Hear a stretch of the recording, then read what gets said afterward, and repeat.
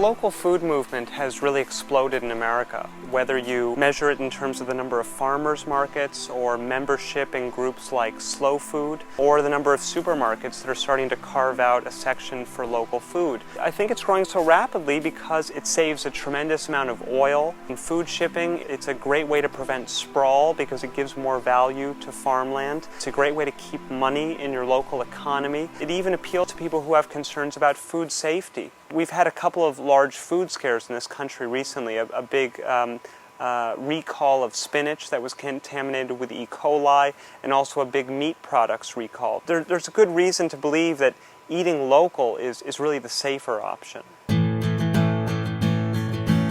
The idea behind eating local is just beginning to wonder where your food comes from and ask questions about how it's raised and who raised it and what impact it had on the landscape. Anyone can really get involved in eating local. It doesn't have to be a complete shift in your diet. Not completely giving up getting coffee or tea from the tropics, but at least buying locally what can be readily produced locally. Intuitively, local food has got to be healthier. It's got to have more nutrients. Unfortunately, there's not a lot of evidence of that. I mean, the studies just haven't been done. There's some evidence that certain nutrients do break down over the long term. And we do know that if you harvest something early so that it can endure a long-distance shipping experience, that it's not going to have the full complement of nutrients that it might have had before.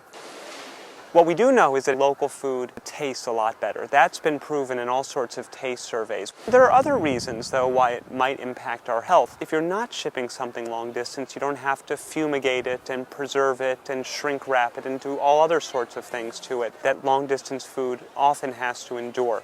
And eating local is probably the easiest way to cut out all sorts of processed and packaged foods from your diet, because you're going to be eating lots more unprocessed, raw, wholesome foods that you're cooking yourself. Indirectly, eating local ends up meaning that you have a much healthier diet.